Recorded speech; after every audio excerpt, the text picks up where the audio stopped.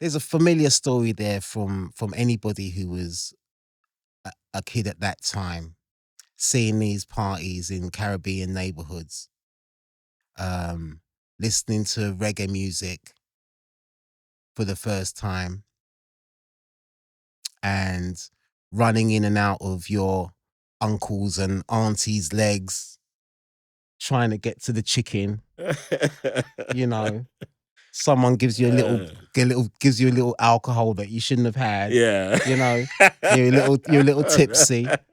They find you asleep in a corner somewhere with a chicken bone in your mouth. Oh, man.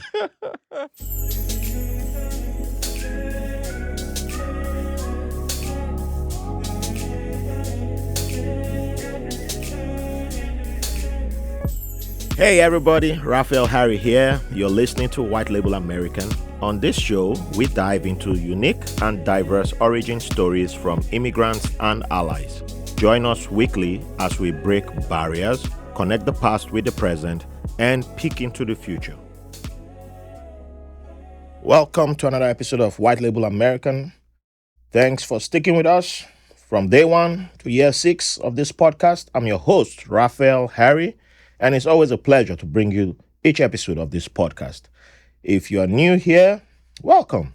Stay a while and invite your friends, even your enemies. We accept it. Just don't tell them. You know how to figure it out. But you can invite everybody and your loved ones. If you have a secret family, invite them. I ain't judging you. There's always room for more listeners. We'd love to hear from you, so stay tuned for how to get in touch. Your support means the world to us. So I'm honored to have a legend. Yeah, this is a legend that we have in the studio today. And this episode is going to take us through a lot of storytelling. And we're going to be going across the ocean to a country that, and when those of you who know me through sports, through the soccer world, you know that I don't support the country that we're going to go to today. But outside of that, when it comes to movies, one of my favorite of all time comes from that same country. So, that's how you know I'm a complicated human being, which that's how you know I'm human. I'm not an AI, right? So, with that being said, I have the huge honor of talking to a storyteller today. He's appeared in music videos tied to some of, um, you know, some greats out there, and from Soul to Soul. Damn, what's the name again? Uh, Roots, Roy Ayers, MC Guru, Bjorn. Man, he's interacted with a bunch of people. He's DJ'd, he's written, he's man, he dances. So when we get to the question that involves dancing, that's like we already solved that equation. So I have the pleasure and honor of having Cav Manning in the studio today. How are you doing, my brother? I am doing pretty well, Raphael. Pretty well indeed, sir. I'm a little bit stressed because I'm trying to find a place to live, as I told you. Yeah. But apart from that, there's it's good. But you know how stressful trying to find a new place can be. Yes, I can relate to that, especially in New York City. And hopefully, I put word out there, and by the time I put this recording out, hopefully we would have gotten some good news on that front. Yeah. Boom. So, wait, what was the film? it was 007. Ah, which one? Man, what's your favorite? Who's your favorite Bond? I gotta go recency bias. Daniel Craig. Daniel Craig. Okay. Yeah. All right. Because at first I didn't like him when he was cast. I was like, oh, they got a blonde dude.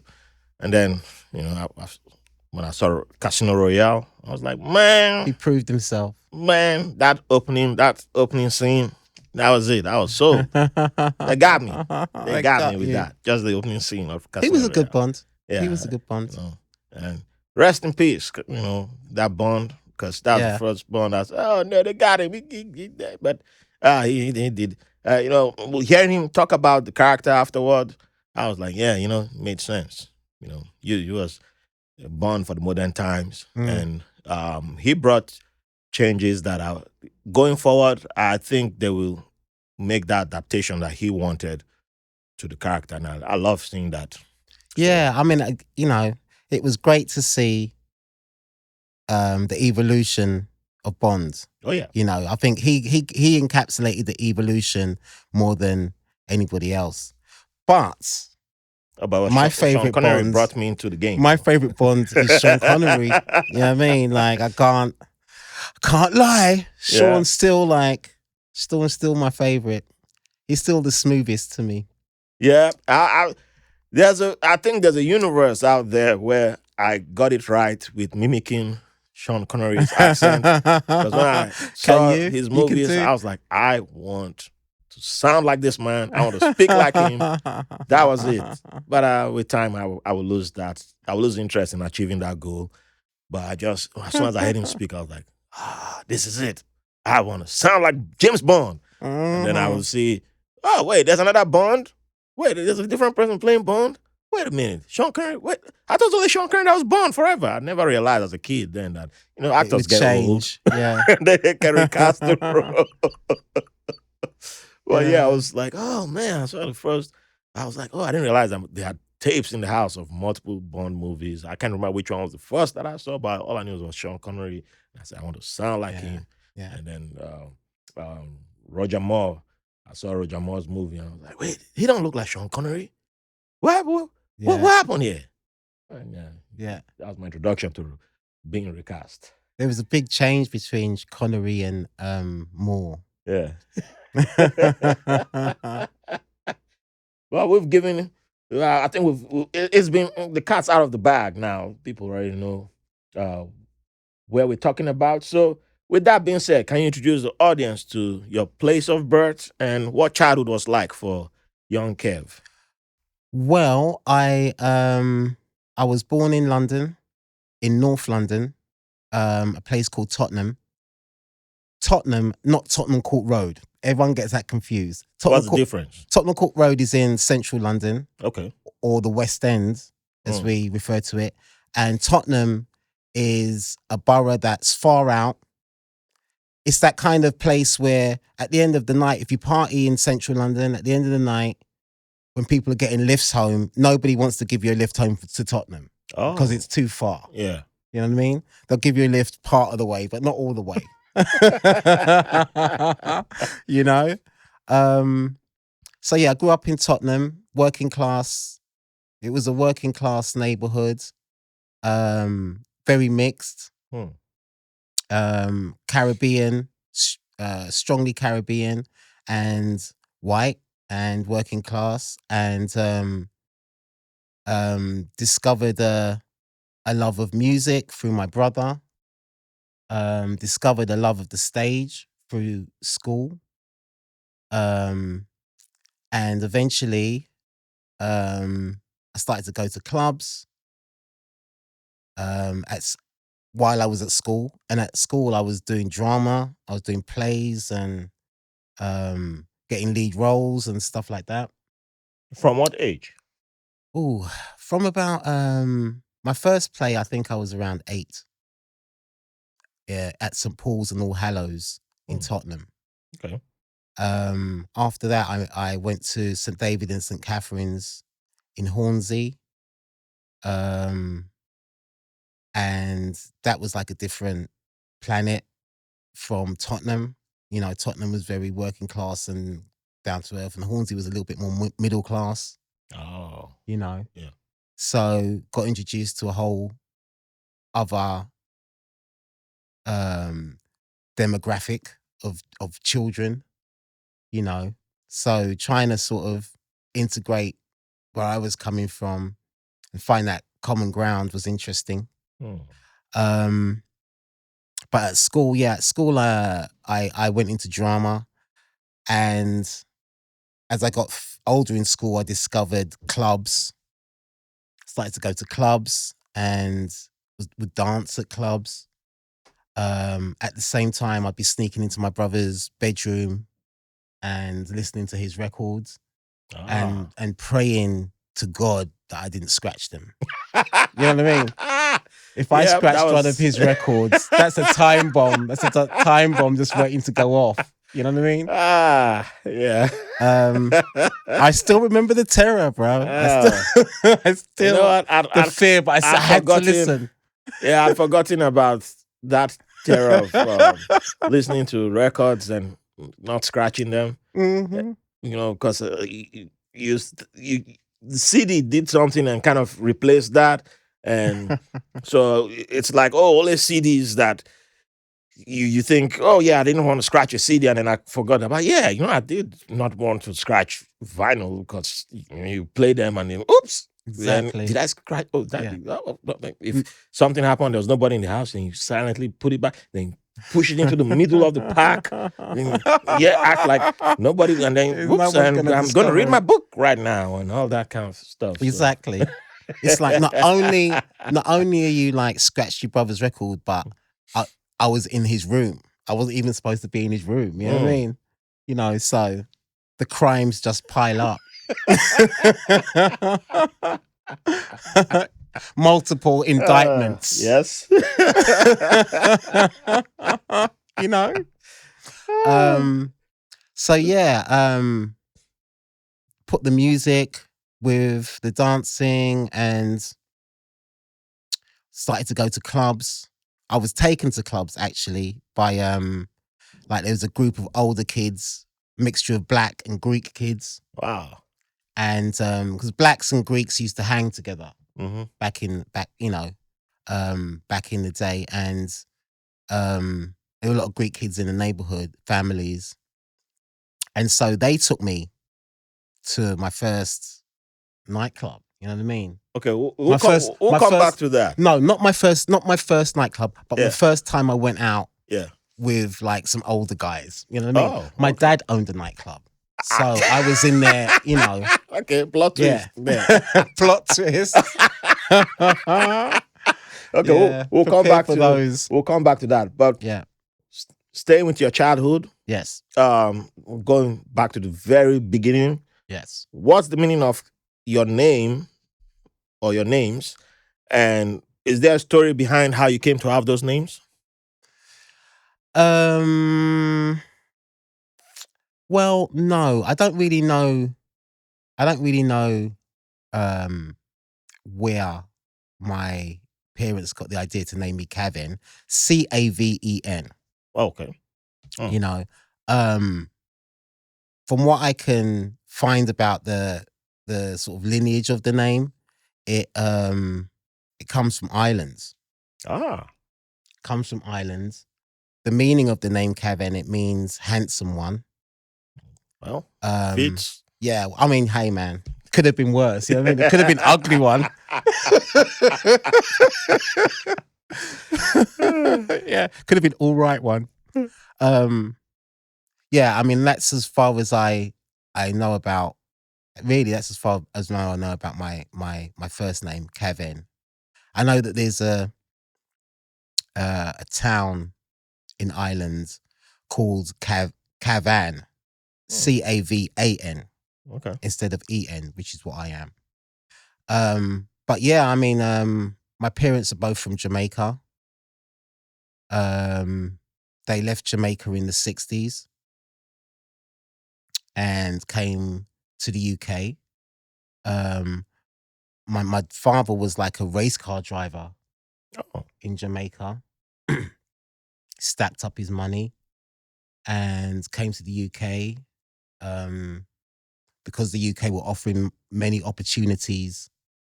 Yeah, what was that group called again? Windrush Generation. Windrush Generation. Offering many work opportunities and stuff, and you know, come to England. The streets are paved with gold, and you know, that whole craziness. And they got to find that the streets were paved in concrete like everywhere else. Oof. You know, and the reception wasn't so warm for them. No, you know, they were detested. I mean, this cycle has happened too many times throughout history. That's right. You know, the latest people to arrive, they're hated. The latest people to arrive are going to take all your jobs. Yeah. You know, the latest people to arrive are, you know, they're a threat. That's true. It perpetuates and perpetuates and perpetuates. And here we are, still talking the same stuff. Same stuff. You know? But anyway, my parents came to England in the 60s. My dad set up a construction company. And my mum worked as well, and she ran the household. You know, they were making inroads, very determined. My dad did really well. And eventually he bought a property and had a club in the basement and a hairdressers on the ground floor and a restaurant on the floor above that, you know? Yeah. Straight entrepreneur. So in my youth, in my early teens, I'd go to the club. It's called the 777. Wow. In Hackney, Stoke Newington. That does sound familiar. Yeah, it's around for quite a long time. A lot of people know it. You know, I'm always surprised when people were like, "The 777 was your dad's," you know, because they used to hang out. It's like one of their first places that they went to too. Yeah. As well, you know. But yeah, I used to sort of pick up glasses in there and entertain people. You know, I was just there. I'd entertain people. You know, I had my little dance routines and stuff like that. And before the DJ would come, I'd DJ. I'd put records on, you know, until my dad chased me off.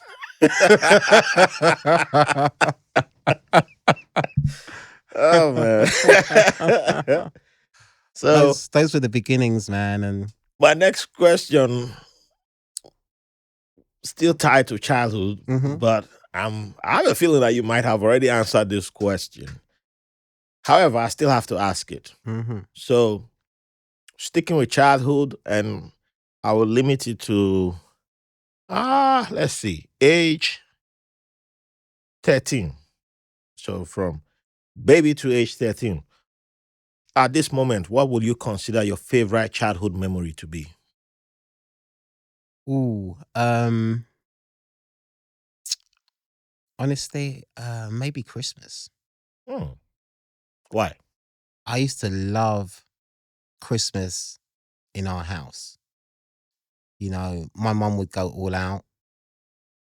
Like the house would be so vibrant. You know, the food. You know, the fact that everybody would be there. The whole family would gather, and I just remember it being a really happy time. You know, the smells coming from the kitchen. You know, yeah, I just remember being happy. Those times being very happy and feeling blessed. Feeling blessed. Those are that's some of the strongest memories for me. Helping my mum cook all these things, you know, and spending so much time in the kitchen with her and being excited for what I knew, the feast that I knew that was coming, you know? Yeah. Yeah. Yeah. Till 13, what else? Maybe my first heartbreak. Wow. I think my first heartbreak was in there, in that situation. The first time I fell in love with a girl and was heartbroken. That's definitely in there. That was major. Okay, that's the first on the podcast. That was major for me. Yeah, I like that you put that in there because, I don't think anybody has come up with the first time they fell in love and heartbreak being favorite. So why would you have that as a favorite memory? Because yes, there was heartbreak, but there was all the sort of feelings of joy and bliss, Yeah, and happiness and that kind of rush of love. You know what I mean? That I hadn't experienced before. You know, overwhelming feeling, which was followed by the exact opposite. You know, just as powerful, but all on the other side of the scale. Yeah. You know, I okay, so I fell in love with this girl at school, this Greek girl, right? And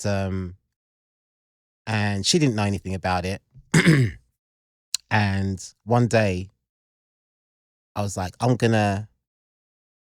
think I'm gonna write her a poem and express my feelings, you know? So I wrote this poem, took me ages to write it, you know what I mean? And then the day came, it was like the day came, zero hour, you know what I mean? It's time to sort of give it to her. Yeah.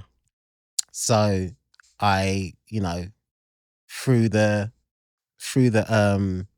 classroom telegraph, the note got passed, you know what I mean? And ended up on her desk. And I was like, it was torture, man. Like out the corner of my eyes, sort of like seeing what's going on. Now she's got it. Oh my God, she's got it. Is she going to read it now? Is she going to read it later? Man. Oh my God, she's reading it now. Now? Why are you reading it now? Don't read it now. She's opening it. Oh my God, she's opening it. She's reading it. Oh man, that's she's reading it. She's reading it. And then she smiled. You know, that's a good sign. I was like, that's a good. That's a good smiling. sign. She's smiling. She's smiling. You know, and then she looked over. Hey. You know, and I was like, I think that maybe that was a success. Yeah. You know what I mean, I was thinking, I don't want to get ahead of myself. In the world. I want to get ahead of myself. But it looks like I might have bagged that one. So she was very taken by the poem. And that put a couple seeds in my mind. One, do not underestimate the power of words. All right. I fell in love with words at the same time. Wow. You know, I'd always been sort of like, loved to read and stuff. But I was like, okay. I didn't, you know, I wasn't a confident, some kind of confident, you know, dude at school, jock. Yeah. You know, no, I wasn't that. I was, you know, chubby and the funny guy, you know, but I wasn't a magnet for the attention of girls at all. You know, so I was really taking a risk here, you know? Yeah, I can see that. Well, not your appearance, but the reaction. Because I'm recalling the first time I ever wrote something to a girl, and I'm also remembering when a friend had me deliver his letter to a girl, but he plagiarized. Who sang the song? I'm Your Lady. Yeah, you're my man. He flipped it to I'm your man and you're good. You're my lady. Not enough distance. Man. He maybe started a new policy back then that anybody hands me a letter, I gotta read it first because when the girl read the letter, the girl was like, "No, you're not going anywhere." She was with her friends. Like, I gotta read this letter. And they started laughing right in front of me. I was like, "Oh, I'm not the one who wrote the letter." And she's like, "But you delivered it." And you didn't proofread it before you gave it to her. Ooh, and she was like, "I know this song this is a song that the guy copied, by the way." I was like, "Oh no, oh man, damn." I turned and looked around. I saw the guy jumping over the fence. He jumped over the school fence. He was good. Did you ask him to write it for you? Oh. Did you ask him to write it for you? No. He gave me the letter to deliver to the girl. He was the one who was interested in it. Yeah, he wrote the letter, and I was like, "What the hell did this boy write?" I feel like I'm the one whose rep is being tarnished here. And when I looked behind, I just saw him Climbing the jumping over the fence. fence. He was running. He was running for his Out of life. there. He's out of there. If he saw that girl coming, he'll make a U-turn and go take the different gates. Once he saw them break out into laughter, he was like, as soon as she saw him for 2 That weeks fence straight, ain't she that just tall. started busting out laughing.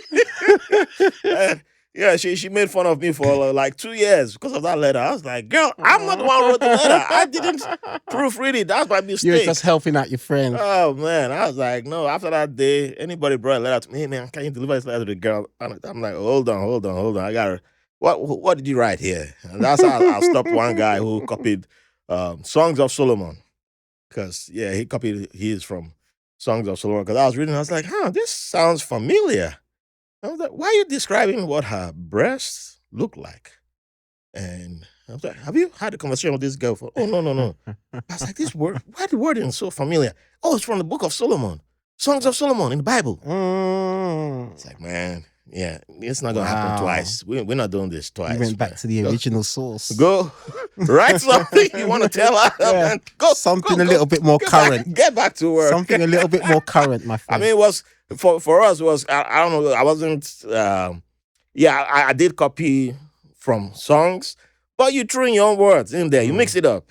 So, that was a shortcut around it. And by the way, listeners, mine came off the dome, son. Mine came off the dome. I think for a lot of us, some of us did that. I think it was part of the way of finding ourselves. But at the same time, I think that was our introduction to don't just go copy an artist's work and put it in there and say, because that boy's letter was long, the one who wrote the first letter. I said, actually, he probably wrote like 3 songs in there because it was like this long letter. I still remember how long it was. And I was just like, because he wrote a compilation album. Yeah, he wrote an album.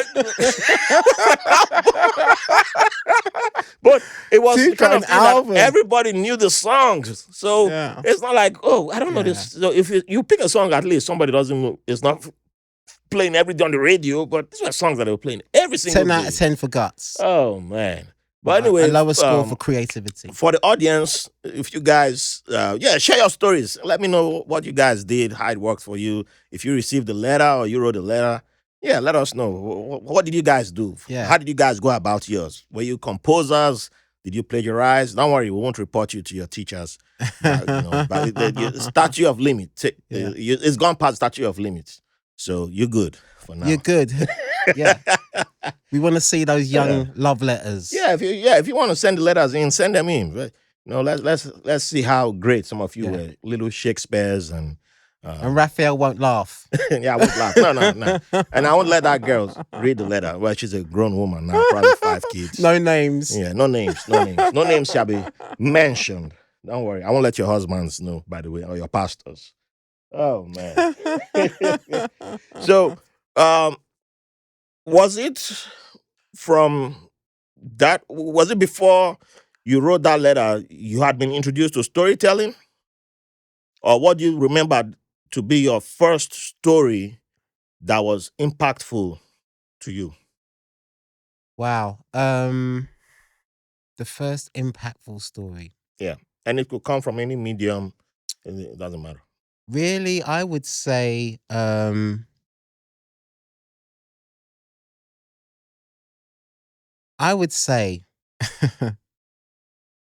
the stories that really hit me hard were those movies that were coming out at those back in the day when I was young.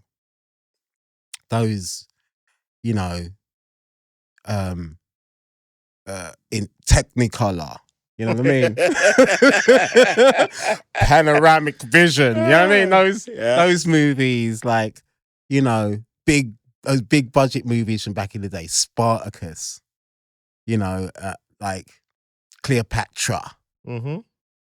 I used to love those movies and those stories. All of that early storytelling.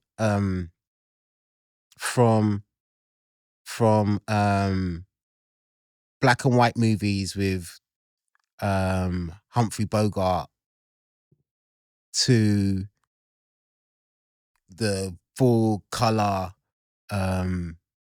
adventures that they used to have with, Burt Lancaster or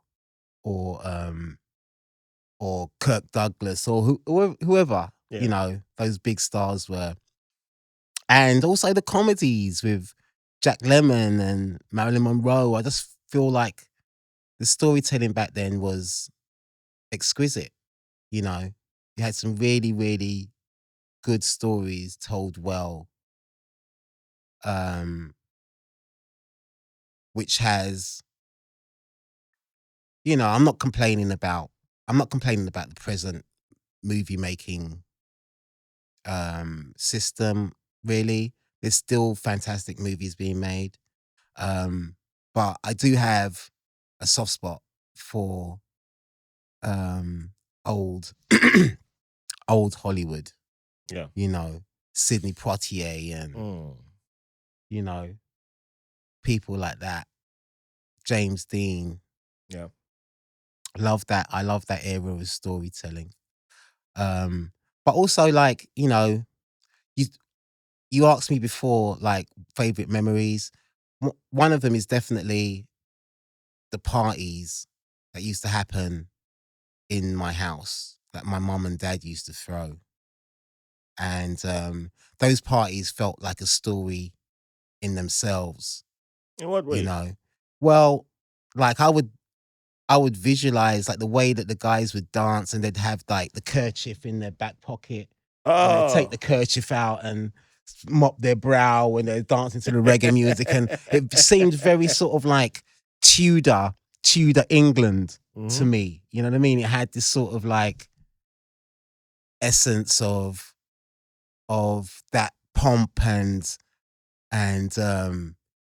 peacocking that you used to get centuries before. You know what I mean? Like Elizabethan times when the people used to dance on the floor and use their handkerchiefs, and there's like I felt that there's like a link from that age to this age, but this is like the new Black Tudor Renaissance, So I feel like there's a story there. There's a familiar story there from anybody who was a kid at that time, seeing these parties in Caribbean neighborhoods, listening to reggae music for the first time, and running in and out of your uncles and aunties' legs, trying to get to the chicken. Someone gives you a little alcohol that you shouldn't have had. Yeah. You're a little tipsy. They find you asleep in a corner somewhere with a chicken bone in your mouth. Oh, man.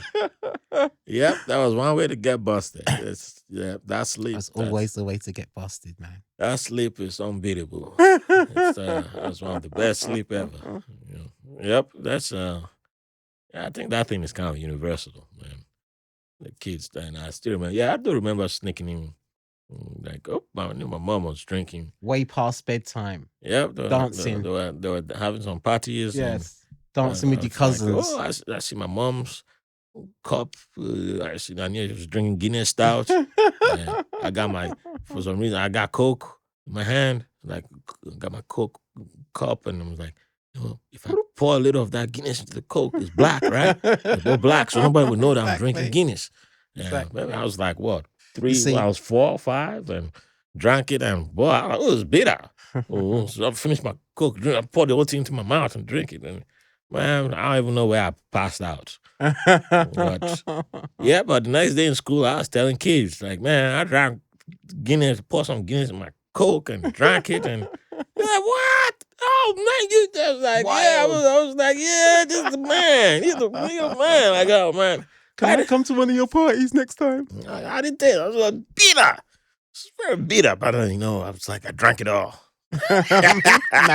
Man things. I didn't mention the sleep part, but Man things. left the sleep part out of it. But yeah, sound like like I drank a whole put the whole bottle in my mouth and was drinking the whole bottle. Like, yeah, right. Didn't even affect me. I still dance the night away. It's when you run into somebody was at the party how many decades later, like, oh, I remember this boy. The boy was sleeping at that party. He fell asleep at I was like, man, that's how you remember me? God damn, man. That was like 30 years ago. We've all been that kid. Yeah. I remember we have all been that kid. Trust me. That's why you be like, God damn. Damn, I thought I got away with it. Nah. Everybody knew. Afraid not, sir. Everybody knew. There might even be pictures. Good thing, no cell phones. There might even be photos. There might be photos, but yeah, probably. Sketches then. It's ruined. Sketches. Woo, that's why I'm glad there was no social media and there was no cell phones back then. Because, they would have. Twitter. Tweet it out. Here I come. So, I don't have a mattress or vitamins to sell you. Still, I've got something even better. Behind the scenes bonus episodes with full videos available exclusively on Patreon for just $3 a month. Yeah, that's cheaper than that fancy cup of coffee. Whether you're a capitalist, socialist, or however you identify, you can even be demure. Feel free to contribute what feels right. You'll be supporting a great cause, helping me improve content, and maybe even enjoying that seasonal pumpkin spice latte. Don't you just love pumpkin spice season? Go straight to patreon.com/whitelabelamericanpod. So, we already know how you got into DJing and your influences for storytelling. What was your official moment of dancing? Like the dance you learn at school, is it the same type of dancing that you get into professionally? Beginnings of, yeah. Like when I first started to go to clubs on my own. Mm-hmm. This is after the phase when I was hanging out with older boys. Yeah. There were clubs that I wanted to check out. I kept hear about, and I didn't have anyone to go with. So I was like, you know what? I'm just going to go on my own. And I went to the Electric Ballroom in Camden Town where George Power and Paul Anderson were DJing. And there was a very stern woman at the door. And somehow I'd gotten like this ticket where you get in free before a certain time. Oh, and have a ticket. Yeah. And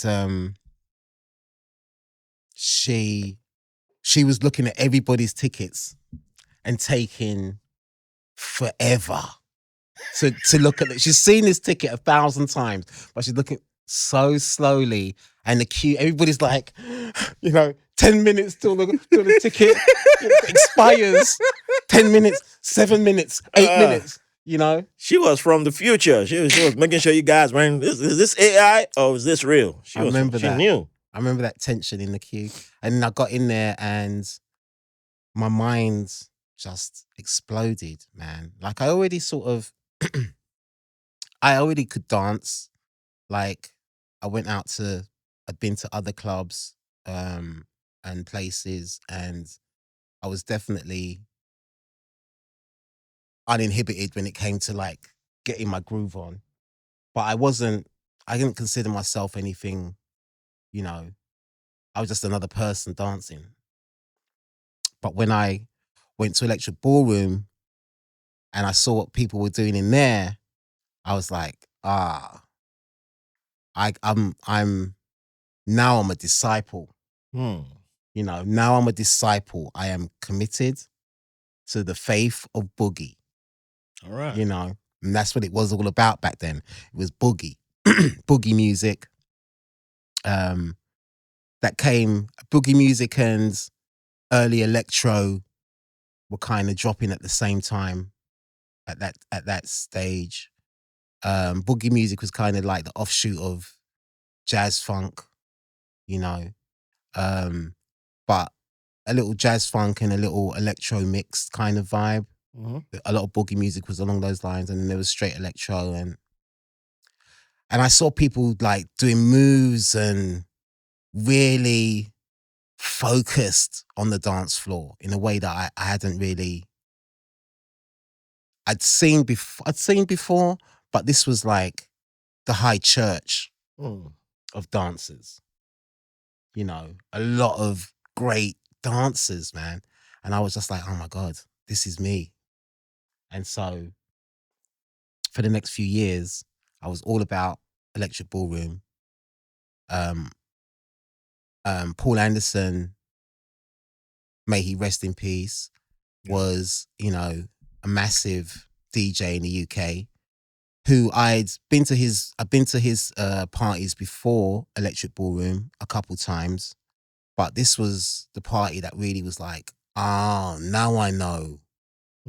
Now I know how it all came together to me, like his music and the way he played it and how people reacted. I'm like, oh, this is his main gig, you know, and for good reason. Like it was such a, you know, dynamic atmosphere in Electric Ballroom back then. I was hooked. And then you had all the boogie and electro people downstairs, and then upstairs you had the jazz dancers. Oh, another discipline altogether. The same venue. Same venue. Wow. You know, different style of music, very fast paced and organic sound. You know what I mean? Not the electro vibe. This is organic sounding, and so you know. At this venue, was the crowd mixed, or was it like one demographic, or? Very mixed crowd. Very, very mixed crowd. All kinds of races and backgrounds, and sexes. This was in Camden, so it's still pretty it's still pretty local at the, you know, local vibe. It wasn't like going to the West End. West End was another, you know, central London is another vibe again. It was still kind of felt local, but it also felt like felt cutting edge in a way, you know. Like ahead of his time? Little, ahead of its time, or for me, right on time. Okay. You know. Then I was going back to school, telling people about where I'd been, you know, and how, you know, they were like, you went to Electric Ballroom? Yeah, man, I went to Electric Ballroom, man. You know, it was fantastic, and I really had a good time, you know, because nobody went to places on their own, really. Yeah, I was gonna ask, like, wasn't it dangerous, like, for you going on your own? Nah, you know, I kind of eventually. I don't mean dangerous, like you were gonna get stabbed or anything, but like just you leaving. I honestly didn't feel like I was in danger. Okay. And that's me. It's not like things didn't happen there to people. I guess, you know, I just was lucky that my vibe was just giving off the thing of just leave him. You know what I mean? I guess. I mean, but you still got that vibe. That's why I was like, I gotta bring you here when I met you. So I can see it back there. But over the, you know, after like 2, 3 times, 4 times being there, I already met people. Nice. You know, I already met people. At the time, there were no trains after like midnight.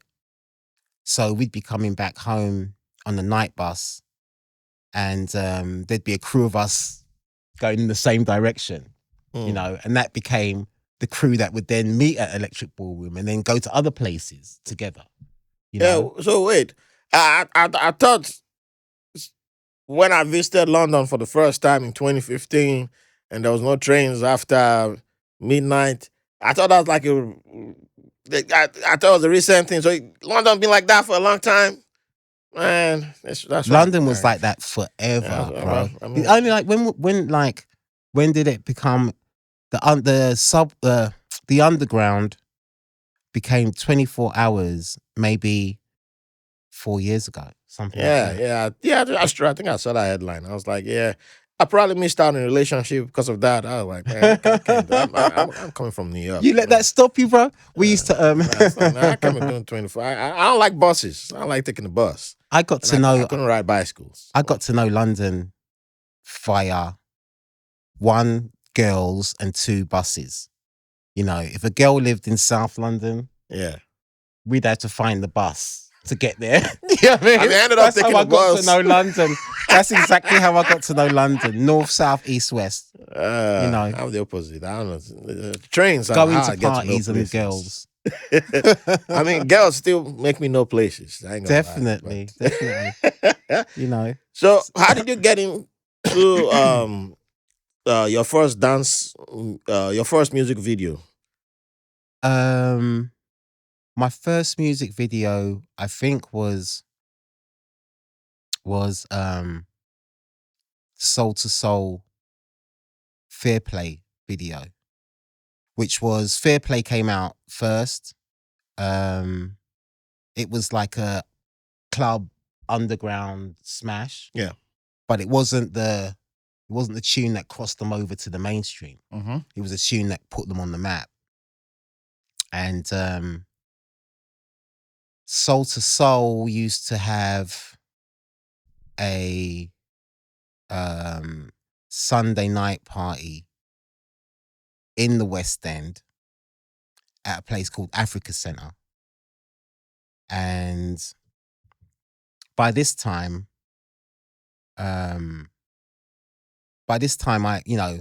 people knew I could dance. You know, I like had a reputation by this time as being a good dancer.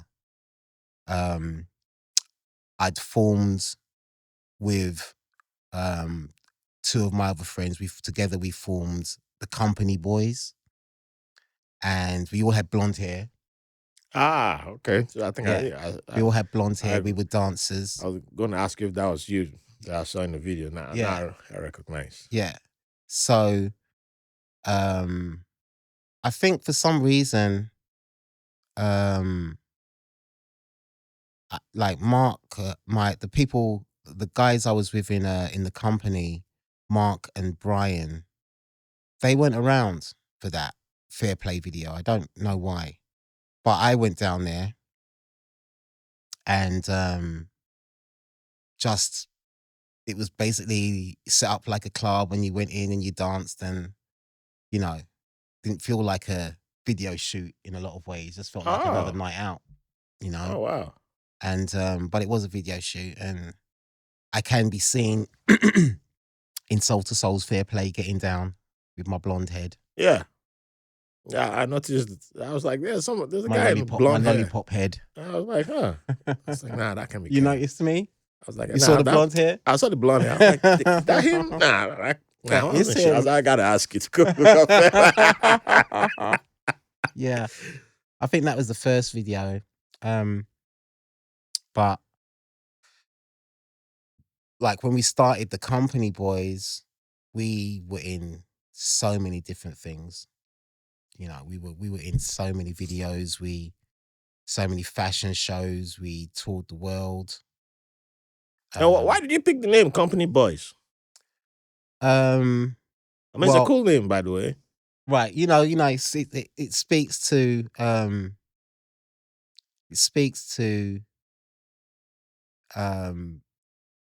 middle management in some in some in some business, and they've been like, that's what they've done for the years, but we wanted to flip it.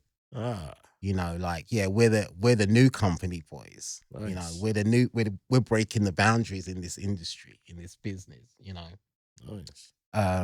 So we turned it from something that's pretty bland in a way to something interesting. Have you thought about writing a script or something based on Based on those days? Yeah. Absolutely, yeah. Because I think you got something there. Yeah. Yeah. There was a lot of adventures back then. Which countries did you visit? We did 2 tours in Italy, 2 London club tours in Italy, where we hit most of the Italian cities. We went to Tokyo. What was that like?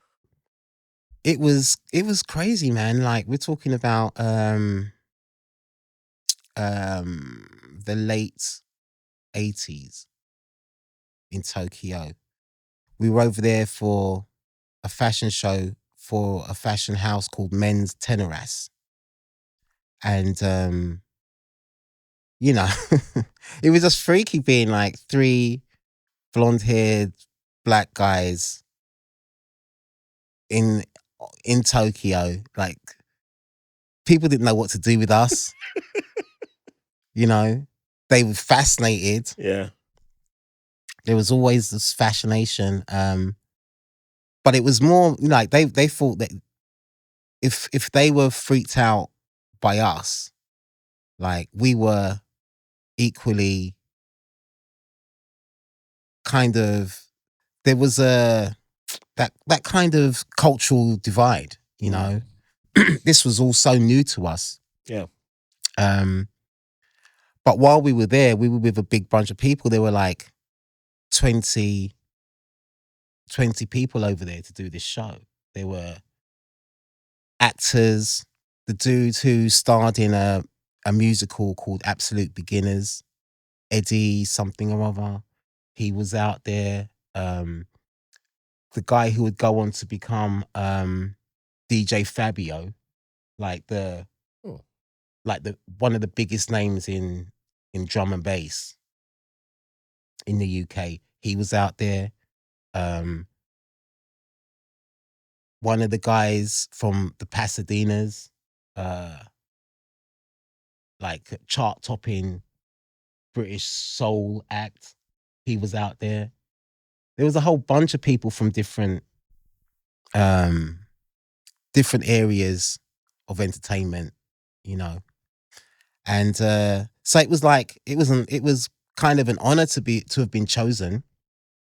We were all chosen by a guy called Chris Sullivan, who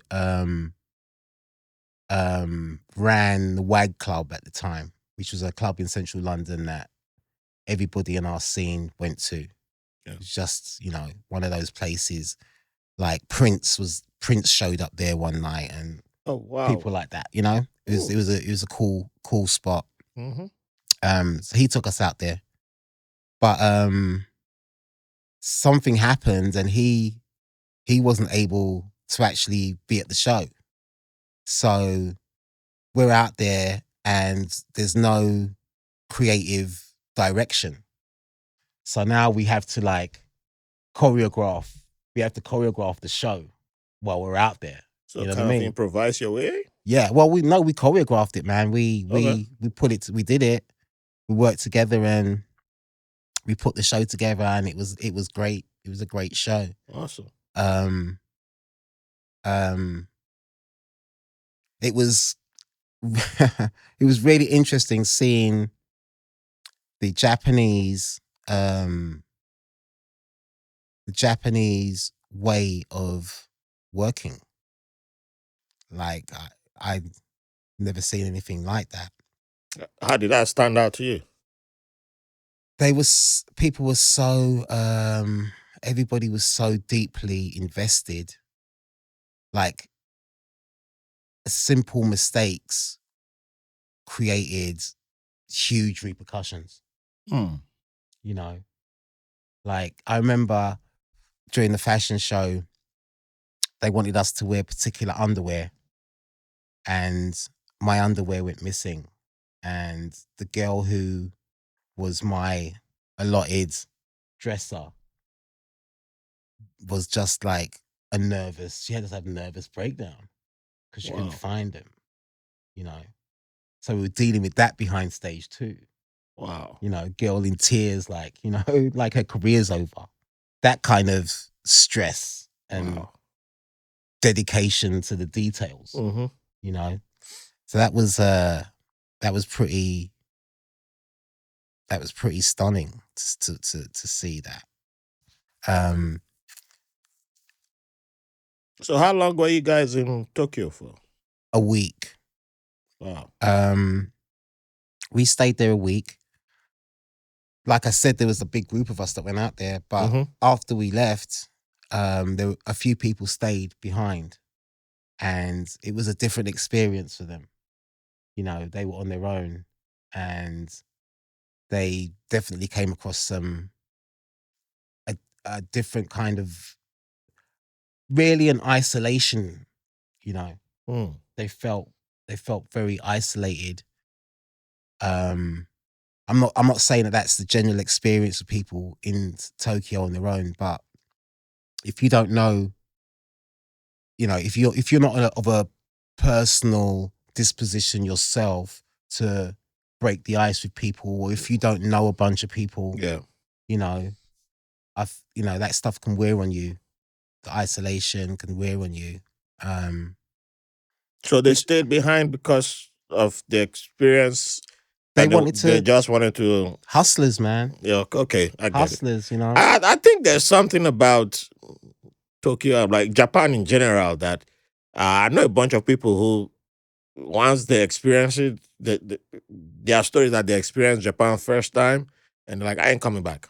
And that's, until something like the isolation happens, uh, life in general happens, and then there's more to it than the short period I spent, and then that decision has to be made. Either I fully commit to it, or I'm out of that bubble, that that 1 week, 2 weeks, or 1 month bubble Yeah. that they thought that, oh, this is the whole country. So there's a guy who I thought I would even interview him, but he used to have a channel on YouTube, Black Experience Japan, and he interviewed a whole lot of black folks who moved from all over the world to Japan, and I got to witness a lot of that. But I do know a lot of people. racism. It's some of it, yes, but some of it is there's the cultural, because a lot of people use the language of, there's the racism, but their racism is a little bit weird, that all foreigners get it. They hit all foreigners the same, not just like, oh, you black, so you get it separate from white. But at the same time, there's layers to it. Of course. However, there are some people who like, I ain't leaving. Like, I've seen people interviewed on that channel. They've been there for 20, 30 years. There's one guy who I'm trying to get on the podcast. He just moved back he married a Japanese lady, and they're now in Atlanta. But he was there for like 20 years plus, had kids, and then they moved back. There's the guy who actually makes the t-shirt I'm wearing right now. He's like that. He got stationed there and set up base in Tokyo. It's like, I ain't coming back. Right. So, and he's been on the podcast, and we became friends afterwards. And so anytime I need a t-shirt, he designed a t-shirt for me and sends it. So I'm like, wow, you're not coming back. And then there's another guy who he actually works for I've forgotten the city he's in. He's like on their tourism board or something like that. He's an outgoing personality. Very, if you go on his social media, he's a very funny guy. But I think now he's just opened a bar. But he's not the type who like, hides all that kind of. But he can tell, he can break it down to you, the layers of how he had to be comfortable being like the only black person in this town where he moved to. But he's that type of person that can navigate that. Right. Yeah. Yeah. So he tells you, like, Not if you everybody want to can. come, these are the kind of things. Now, if you want to stay in Tokyo, you see a whole lot of people there. Go stay there. If you want to come to where I am at, this is what you deal with. Be ready. So I'm like, so when you watch that channel, you see people talk like these. People like they give all the stories, and you're like, it's very real. It breaks that bubble of something like, around the time when you guys went, stuff like that wasn't out there. Yeah. I've seen a black lady who's a lawyer out there, and she helps people who like, Japanese women are all nice, and there's something called divorce. It happens. And then when there's divorce, their custody laws don't work like American custody laws. Then you find out, you need a lawyer on that side who knows how to navigate that, and that's her business. So I was like, oh. So I learned a lot watching that channel, and I was like, oh, okay. I mean, sense. yeah, you're right. It's not any particular race. I remember I met when I was out there, I met a white model who was out there through her agency. She was doing shows and stuff, and she was so lonely, you know. She was so lonely. So we kind of struck up a friendship for the time that I was there. It was pretty cool. I'd go and see her runway shows and stuff like that. Yeah. But yeah, she was grateful to have someone to talk to and stuff, you know. Yeah, I can relate on that, because there's stuff that I've some young ones who are like, oh, I watch anime and all that. Like, and if I hadn't seen that channel, I wouldn't have seen people who were like, oh, I moved to Japan. Why did you move to Japan? Oh, I watch anime. Okay, that's good. I learned Japanese because I watched anime, and then I arrived there and I was like, oh, it's actually a real place. Yeah, people there, and a lot of them haven't seen people like me before, and they're like, oh, we got questions now. Yeah. And some of them, when you sit down the train, they're like, they move like they have. Hey, but you know what I mean? Guess what? Some still same thing curious, happens over here. You know, but it's a little bit different from here. But at the same time, they move away. But someone else is staring at you, and then you speak Japanese. Oh, you speak Japanese? Okay, I move back. I did meet. There was, I used to be in the Navy, and when I was stationed in the Middle East, a former shipmate of mine, he was married to a Japanese woman. When he got transferred, he came from Japan. He was he got transferred from Japan to where I was in the Middle East, Bahrain. Right. And he was one of those that married a Japanese woman, and they arrived, and he had told me she just had a baby, so she had to wait for like 3-4 months before she came with the baby. And he was like, oh, she's living a cultural thing, but they do love black people, but they're fascinated. It's a fetish with some of them. Right. So I didn't get it at first. But every time I came around, she just started giggling.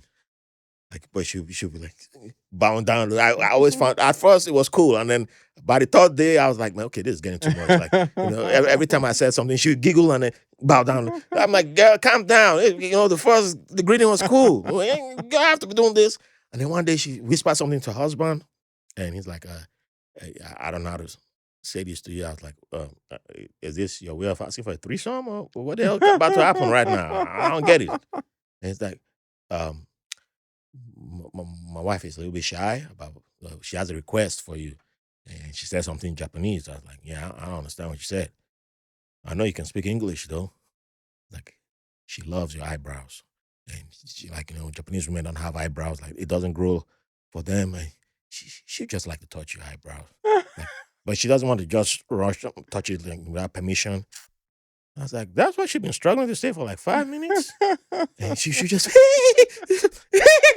and then she run and go hide in the corner. It looked like a 5-year-old girl. I was like, wow, this is, you know what? Let me put you out of this misery. Hey, girl, go, all right. Normally I don't do that for people, but go get it out of the way. Maybe this is going to make you the happiest woman in the world. I don't know, but all right. And I was like, that. This is real. Wow.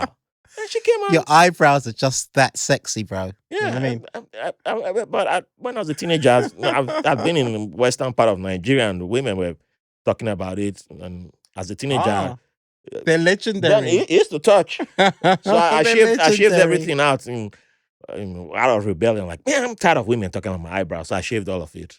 So it's not even as long as it once was. Yeah, because since then it never grew back to the point where they were all touching. But after that reaction, I was like, damn, if you had seen what it was when I was a teenager, you would have just collapsed. Because I was like, damn, but that was a good reaction that I got. But I guess if I had been over there, I don't know what reactions I would have gotten. But then she was like, women have surgeries to have like black people's eyebrows. I was like, I don't know if I wanted that information, but that's good to know. But Yeah, but she was from Nagasaki. Right. So, but it's something that sometimes you get the good side, you get some, and Yeah. there's I some mean, wild stuff that I know too. I had a really good time out there. We Yeah. did. It was pretty wild. You know what I mean? We had a good time, like in the different parties and clubs that we got invited to. The nightlife was bubbling, you know. But like I said, we were moving in our own with our own group. You know what I Mm-hmm. mean? There was a big group of us at the time. I do have friends. I mean, met some lovely people, Japanese people. But nowadays I do have friends that have married Japanese women and have moved out there and have been out there for some time now, you know, and love it. Oh yeah, I got friends like that too, and that's not the number one reason for moving out there. Mm. Marry a Japanese woman. That's one. That's the final reason why I never got stationed in Japan, because I started seeing that happening. It was like, nah, I ain't gonna get married. I can't fall for a Japanese woman. Then they get stationed there, like next thing Facebook profile photograph changes to yep. They're like, oh Mm. no, they got you too. Yeah, like, hey man, you should come be stationed here. I was like, no, I'm gonna be next thing. I'm in a relationship. Nah, but I wish I'd gone though. I wish I'd gone. I would have. Yeah, I was a knucklehead too. So yeah, but no, I'm happy for all the guys that I know. Although like 4 of them are divorced now, unfortunately, but hey, it's part Mm. of life. So if it happens, it happens. They're still the ones who happy marriages, but beautiful kids came out of it. So Yeah. yeah, Japan is supposed to be one of the countries that are asking for people to emigrate over there to try and yeah, boost their aging population. yeah, So they need to hey, boost their infancy rate. so they get it. Some of my friends been helping them out. That's I could have helped them a long Exactly. time ago, but I'm taking now. But you can make me a good offer at the same time. I'm available to be bribed. With those eyebrows, bro, My eyebrows, you're gonna be getting like top offers all day. ah.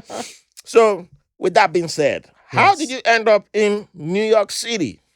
What made you make that move? Ooh, okay, this is a big one. Mm-hmm. Um, right. So I had a publishing deal with Chrysalis. Um, well, before that, I had a band called the Vibe Tribe, a 13-piece live band, Mm. and we had toured. We played a whole load of venues up and down the UK. We had supported different artists like Ayers and Guru um and The Roots, Far Side. Um and got to a stage where I wanted to um go solo, and so I got a publishing deal, and I was working on a album with a producer. We'd formed a group called Scooby. Scooby, Like and Scooby Doo? like Scooby Doo, Oh.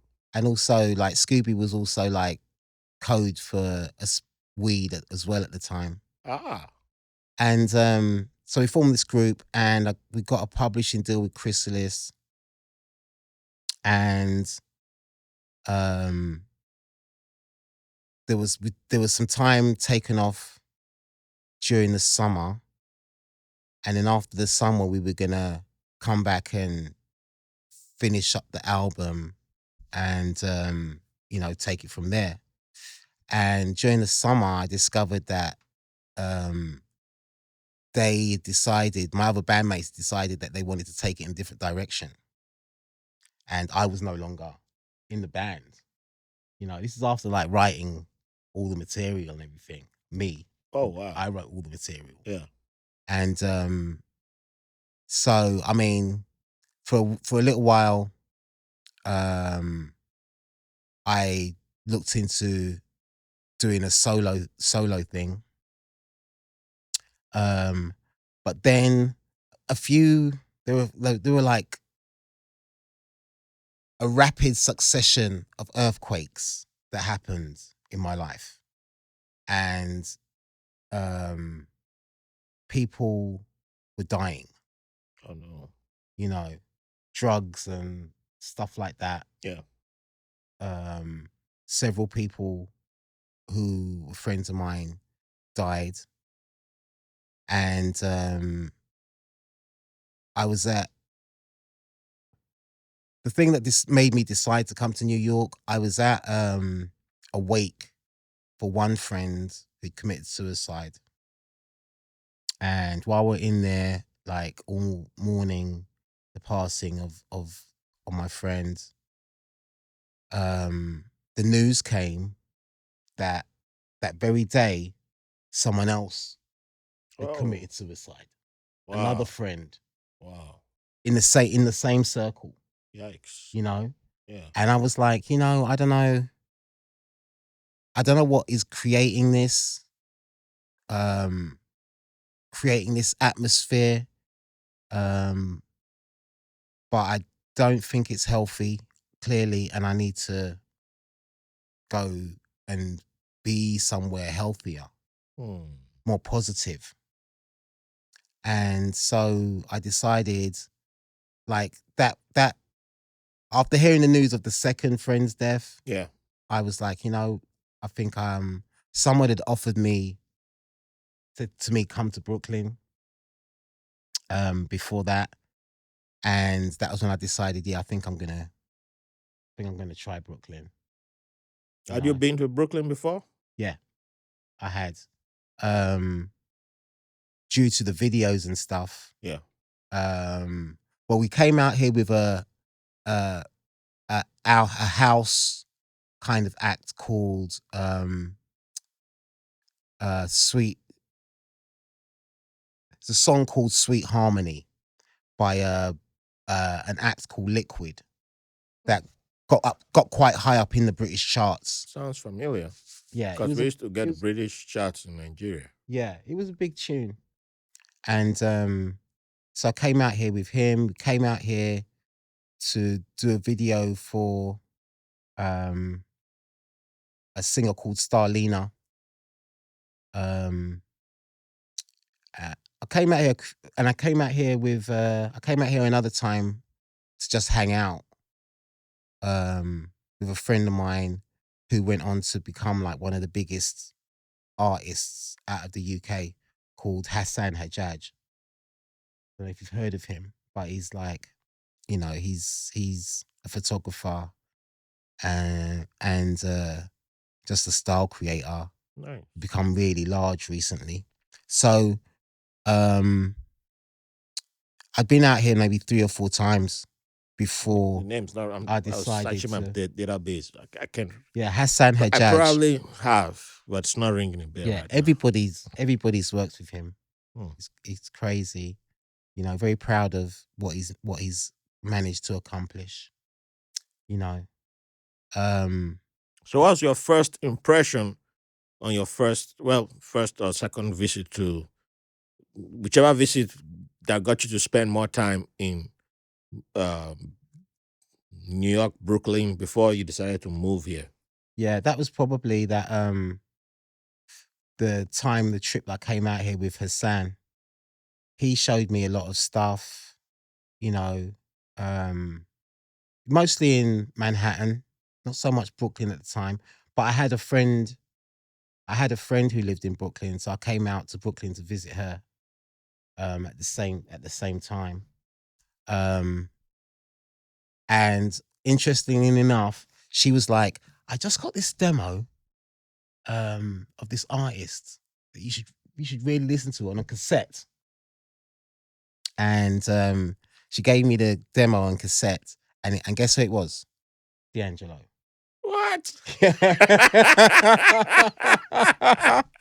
D'Angelo, bro. Oh man. So I was listening to his stuff mad early. But yeah, Hassan, when I came with Hassan, at the time he had a clothing label called RAP, Real Artistic People.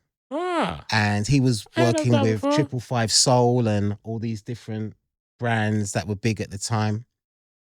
And so I'd come out and we'd hang out and we'd go to parties, and he knew different production companies, and and while I was here I was like, I think that I could if I was here I could make it work.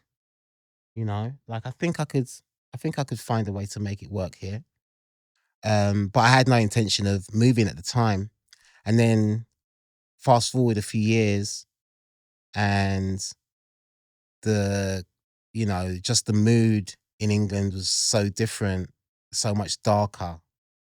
And I was like, I got an offer of somewhere to stay in Williamsburg. And I was like, you know what? I'm gonna try it. So that was really the motivator. I was just trying to, I feel like I need to rescue or protect my happiness in a yeah, way. which is very Yeah. important. Yeah. Very, very important. Please, people, do that. I agree. Do not put your happiness to the wayside and forget the main source of, you know, happiness is a source of fuel, just like everything else. You need happiness in your life to balance out everything else that's going on. True. So protect it and treat it as the valuable thing that it is. So, was there a possibility of moving to a different city in the United States other than New York? Well, it's taken a while for me to accept that yes, there are other places in America than No, no. I, Brooklyn. I mean, before you moved to New York City, Mm, like going back now. no, Yeah, there no, was there was no other place. no that It place. had New to York. be New York. Okay. And then when I was listening to artists like Biggie, Yeah. then I was like, oh, I'm digging Brooklyn. You know, Hey, I'm Brooklyn, digging the number one Brook. I'm borough. digging the Brooklyn vibe here. So when I got a chance to move out here, and it was Brooklyn, I was like, okay, that's where I want to be. And so came out here, moved to Williamsburg, and I've been here now for, I don't know, maybe 28 years, something like that. So, what would you consider your favorite New York moment or experience to be? Favorite New York moment. Um, it's been so many. Um,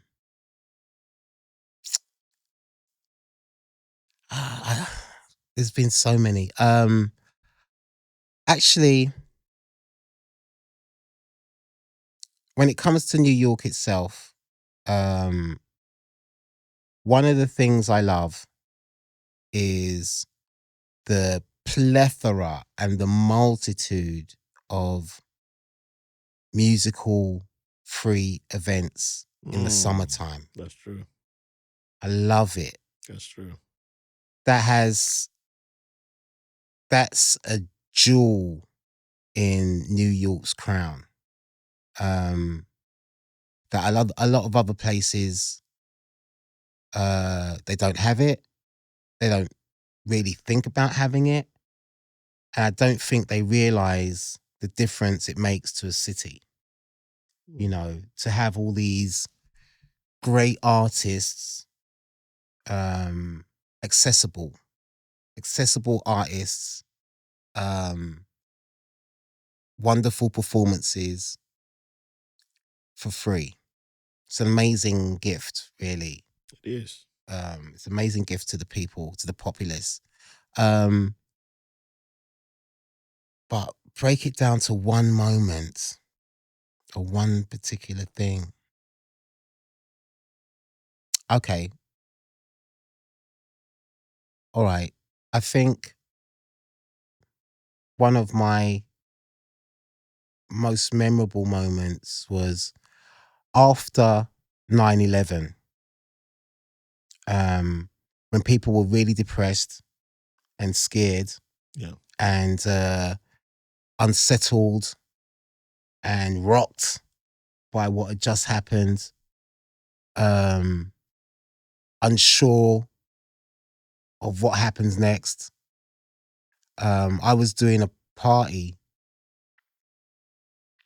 in Williamsburg at a place called Black Betty. And I used to do like Friday nights, did Friday nights there for like maybe 5 years. And one night, it was a night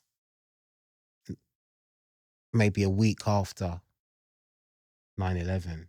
Yeah. It was the Friday. And you know, I wasn't like people really want to come out to, you know, party, and do people really want to, you know, dance now? And yes, they did. You know, they came out, and if they danced, they cried, they sang. You know, that was one of my sort of it was a wonderful moment where you could visibly see the healing process taking place, and people attempting to look forward a little bit and connecting with their hope and their optimism again. You know, it was important. It was important. The whole city was going through that. That was a microcosm of what was happening in many different ways across the city. And I felt very privileged to be a part of any positivity that was going to try and be lifting people up at the time. Yeah. Wow. Thank you for sharing that. I could end the podcast right there. Cool. That was that was gonna be tough to top. Oh Yeah. man, but that's Seen a lot of beautiful. things in this city, man. You know, been here for a very over the years, all these different situations that just have bonded me in a way to New York. I have a home in London, but this thing in New York is my home as well. You know, they're both as important to me, and I love them both. I've experienced a lot of different things out here. You know, like I don't have any family in the States, so most of the time you know, it's different experience when you're somewhere and you don't have family. You are pretty much, you have no umbilical in a way. It feels like you have no umbilical cord attaching you, or not as strong as one as you would like. But you know, I guess that was what Facebook was for. Facebook reconnected me with everybody. You know, that was a crazy moment too. Yeah, well, before the owners decided it's not what we thought it was for, because it's completely something else now. Right. But at the time, like, it definitely, you know, when I needed to reconnect with my peoples from all over, that was the vehicle that enabled that to happen. And Yeah. grateful for that. Yeah, You know, grateful for that. I agree. I'm grateful too, because it connected me with a whole bunch of people. Yeah, that I never thought I would. You know, I thought I'd lost to time, and then All of a sudden, there they are. yeah. So, well, Thank you, Zuckerberg, for that. And then still, I give you the middle finger because Yeah. you didn't know when to. You could have stopped there, but They never do. they never do. They never ever do. So, man, I could talk to you all day, but I got to start rounding this up. Oh, we definitely got to bring you Wow. back because Yeah, we haven't even penetrated what's going on, man. Man. Like the recent stuff. Nah, we're not gonna get to that today. We're not gonna. But don't worry, y'all write in and ask for more so that I bring Kev back to get more. I would But love to come back and tell more. there's some stuff I gotta ask you before we officially wrap up this episode today. Okay. Usually I use this question to stir up some controversy. However, it's gonna be difficult with you because you're a professional dancer and you're a professional writer, artist. So yeah, this one is there's no way to even stir up the controversy right now. It's gonna be We'll see. because usually the way I ask this question is, everybody who comes on this podcast, we assume you're a dancer. If you say you don't dance, we'll stop recording and we'll kick you out of the studio. Now I can't do that. That doesn't fly anymore because this is when the guest usually says, "Oh yeah, I dance sometimes. I dance when nobody's looking." But nah, I can't even use that threat. It doesn't fly anymore. So anyway, I just go straight to my music question. Sure. So we need you to give us 3 artists that you enjoy. However, there's a caveat, or 3 artists that can keep you dancing for at least an hour. Mm-hmm. But the caveat is you can't name the most popular artist. You can't give us the most popular names. You can't give us you can't give us the hottest names. And you can't give us hottest names from the past. You can't give us hottest names from the present. You gotta give us names that can, let the audience discover something. Okay. Yeah. So, you can't give us the Michael Jacksons, you can give us the Beyoncés, you can give us Afrobeats. No, there are people naming all the Afrobeats. I'm like, okay, that's out. You can give us Amapiano too. But I love us. Amapiano is like one of my favorite. But you can't give us something that people have probably never heard before. And Soul to Soul is also ruled out too. So. Okay. So first of all, I would say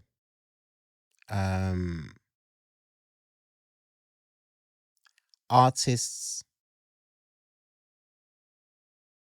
Well, Roy Ayers is always close to my heart as an artist. Yeah, but doesn't it count as a too big a name? Mm-hmm. Is that too big a name? I'm saying, we got all right. Let's move. Let's go deeper. Gotta put him on with the scale of the gods on way up. Yeah. It's too. Okay, all right. So let's go a bit deeper. I would say one of my favorite albums is by an artist called Johnny Hammond. It's called Gears, and from the days when I used to go to jazz funk clubs and stuff, Johnny Hammond Gears, that whole album I loved. Like, it's exquisite. If you haven't checked it out before, I would strongly advise that you go and take a listen. It ranges through all kinds of different musical styles, but so deeply funky and so deeply influential. Like, a lot of artists have expressed their love for him, like Jamiroquai and that's a name I haven't heard in a minute. Yeah, artists like that. Is he still alive? Yep. Okay. Yep, he's still I wasn't trying out to kill there. him or anything, but just like I haven't heard from him. Jamiroquai hasn't released any. I don't think he's released anything major in a while, but he had a good long run. Yeah. And he could still pack out. People still would love to see him live. The next artist, I would say, there's an artist called Omar. Omar. In the UK. Okay. a singer who's been around for a long time. He started, I believe, in the late 80s, and he's still going today, releasing music. Oh wow. His music is a mixture of funk, reggae, African influences, hip hop, but just blended in such a unique way. Nice. You know, and always in a way that makes you just wanna. You can't sit still. Yeah, you can't sit still, man. Like, you know, he always manages to get me. All right. Enduring. Right. That's what I'm talking about. Yeah, always manages to get me. Omar. Yeah, check out Omar from the UK. Okay. I believe he last year he was over here. I was so mad because one of the dates got cancelled, so I couldn't go and see him. Oh no. He was performing in Harlem last year, and the date got cancelled and I missed it. But if you get a chance to see him live, go and see him live. Or if not, check out his albums, man. Especially the first 3-4 albums that he made. He's still making great music today, but those albums were groundbreaking at the time for me musically. And the third artist that I would like to tip my hat to, I want to make this. I want to honor a woman for the third artist. But which woman should I honor? A woman from Tottenham? I could. All right, let me Greek? I think I'm gonna tip my hat to Janet Kay, who was a style of reggae music was birthed in London called Lovers Rock. Oh, in the late 70s. Lovers Rock. Yeah, and I heard of that. And she made possibly the most hallowed, the most admired, the most remembered Lovers Rock tune for that era, which is called Silly Games. That's probably a song that I've heard. Yes, Janet Kay, multiple Silly times Games. On Nigerian reminds me of all radio. the reggae parties I used to go to when I was a youth, all the blues dances with the dreads, in Tottenham and North London. Heavyweight Sound.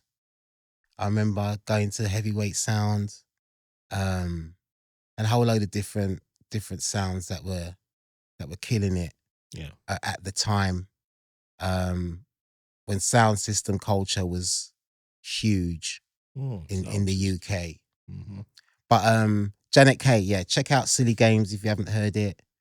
I'm definitely a perfect microcosm of a time and place. Nice. Very good recommendation. See, that's why I like to.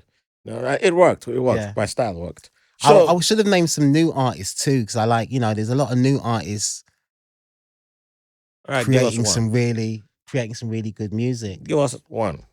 One. Let me think. All right. I would say Tall Black Guy. That's the name? That's his name. Oh, I was about to say, who's that? There's actually a tall black guy who's on my street, and he's part of a group. Right. He's an artist. I was like, wait, is that you trying to describe that guy, or is that the artist? But that's the name of the artist. Okay, Tall black guy. Wow. Makes music that reminds me of the music that I fell in love with originally. You know, it has the same kind of What vibe music to was it. that? Well, he mixes a lot of soul and funk. In his he chooses to source his music from those kind of eras. A lot of it. Okay. You know, re he remixes classic tunes as well.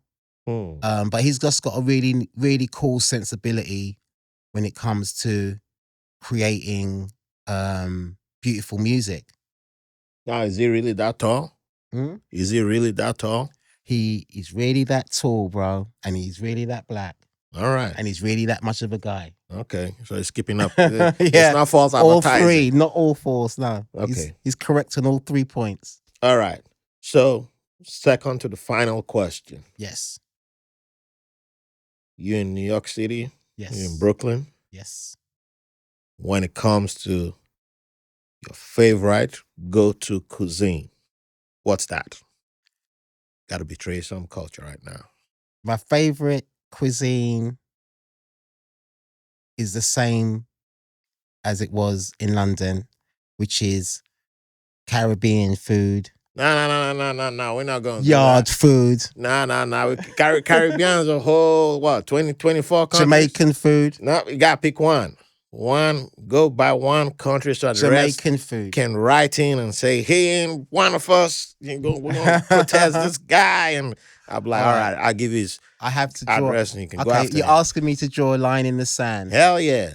And the line Controversy will be drawn. gotta come The out. line will be drawn around Jamaica. Jamaica. That's what. Stand that's the food that my 10 mum toes makes. down on 10 Jamaica. toes down on Jamaican food. All right, yeah. you heard it from him. Absolutely. You Yard food, as we call it. Yard food. All right. Mhm. So when I buy my Jamaican jersey, Your I'm rice about to and buy peas, Jamaican shit. your I'm gonna say, curry yard food. It's about jerk me. chicken, Jerk chicken. mhm, That was actually the first dumpling. food. The first food I had in America at the restaurant was roti. Uh-huh. Yeah, asked me if it was goat roti or chicken roti. I said, give me that goat. But I'm upset though because I think my favorite Jamaican restaurant, which was on Fulton Street, is closed. Oh no! Yeah. On Fulton. Yeah, it was called it was called Tasty Patty. Oh, It dang. was on Fulton Street, just across from Restoration Plaza, and I think it's closed, man. You know, Man, it's tough time for restaurants, man. It's very tough time. It's it's not easy for them. Very tough time for restaurants, man. I wish, yeah, I'm hoping that it's just a temporary situation and that it will reopen. Yeah, I hope so too. I love to go try their parties. I don't try. They weren't even making patties no They more, weren't? man. That's Oh, funny. There's like a patty shortage going on in New York right now. Oh man, don't break my heart like that. I had to switch to Haitian patties.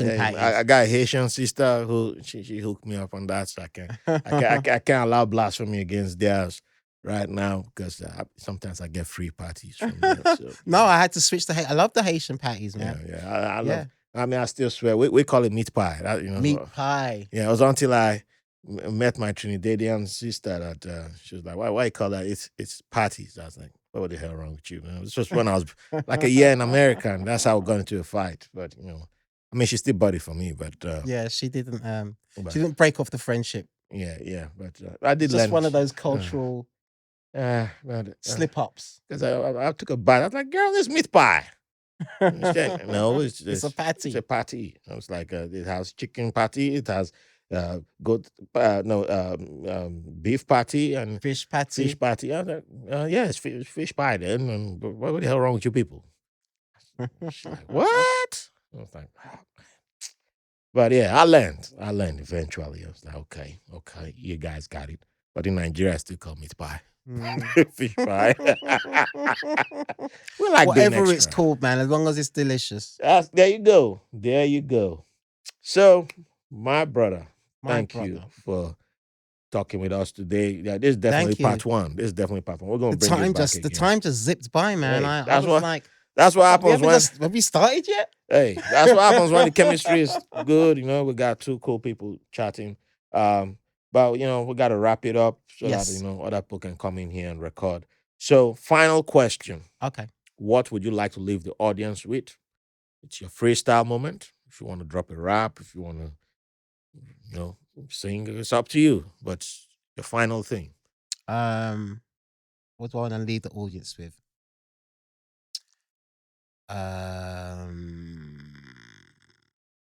Let me Drop a poem. It's up to I you. have a little bit of a poem. Yeah.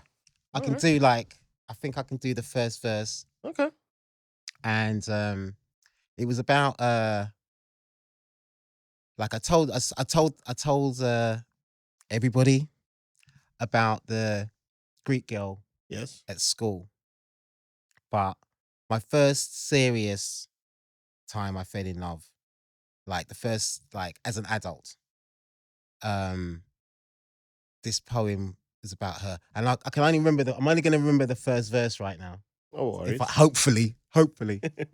All right. It goes like this. She was perpendicular, peculiar, irregular, acutely unfamiliar, like strange fruit. Shoot from the hip, kick like jackboot, fly without the parachute, spacewalk without the suit. Could she be an escapee from a mental institute? Or have I the crazed eye, hypnotized in pursuit, on a mad dash, like the crash bandicoot? Dynamite lives like nights in Beirut, electricity. I don't know if I'm really ready to handle this. But from the first kiss, we were lunatics, progressed to sex power trips. She was Betty Blue to my black Heathcliff. Thank you very much, Raphael. My man. Look, if I had written that, man, I probably could have gotten that Bahraini princess that I tried once. I once wanted to catch when I was in the Middle East, but my wife already knows the story, so she cool with that. But yeah, that's why I don't own an oil field in the Middle East right now. But I didn't know how to compose words like that. But hey, thank you. as we say, Mbana in my language. Thank you, WLA. Hey, my wife's people say Dankeschön. And Dankeschön. Yeah, do you have anything you would like to plug in? Okay. So we didn't even get to the part where about my organizing of parties and stuff. Stuff that we're doing nowadays. But we're definitely doing the part 2. We're going to talk about all that. Okay. Yeah. I would definitely love to come back for a part 2. I owe you that. We have our storytelling sessions in Flatbush. So if you go to @gallery particular on Instagram, you can get updated on that. Or if you come to my Instagram page @Comrade _Cav, @Comrade _Cav on Instagram, you'll be able to get informed of our storytelling session. If you want to tell a story, come through, please. Welcome you. And then also we have a reggae party happening in Atlanta at Miss Icy's in Decatur, and that's Reggae Rewind. And the next Reggae Rewind party will be on at December the 7th in Atlanta, Saturday, December the 7th. And again, come to my Instagram page to find out details for that @Comrade Cav, @Comrade _Cav. We will be having a big New Year's Eve party that I throw with my I Wonder crew. And the reggae party, Reggae Rewind, will also be launching in January in NYC as well. And you can find out all these details at Comrade Cav on Instagram. Awesome. I got to send that information to my twin who lives in Atlanta. She's called my twin, but we're not biological twins. But, yeah. So she'll definitely come out to that. Please. And when you meet her, you're going to be like, God damn. God damn. Yeah. That's all I'll say. Yeah. But yeah, all the links will be in the show notes. So if you didn't catch it, the links will be in the show notes and you can definitely check all of them out. And please do. And he's a great guy. Go support, keep supporting the show. And support White Label American as well. Do that. It's super dope, man. Thank you. Thank you, Raphael. Thanks for asking me to come and participate. I've had a great time. The time has just whizzed by. Hey. Well, Cav will be back. Trust me. You see it in great movies. I'm telling you right now, Cav will be back. He's going to be a recurring guest. We're going to have him here with Ashwin, our number one guest who always comes back all the time. And, Cav and For Ashwin sure. on the same podcast. I would be know happy you to. guys will love that because Ashwin will have plenty of questions for Cav. So trust me on that. So with that being said, keep the love coming in. Share with your friends. Check out our merch, donations, 5-star reviews. If you give 4-star, you're a hater. You know that. Right? So why bother? So thanks for being part of our journey. 5 stars. Thanks for the privilege for your company. Thanks for listening to White Label American. If you enjoyed the show, please give a 5-star review on your favorite podcast app. You can follow the show on all social media platforms. Visit the White Label American website for links for donations, episodes, feedback, guests, merch, and newsletter. Don't forget to download the free White Label American app on the Google Play Store and Apple coming soon. Thank you for the privilege of your company.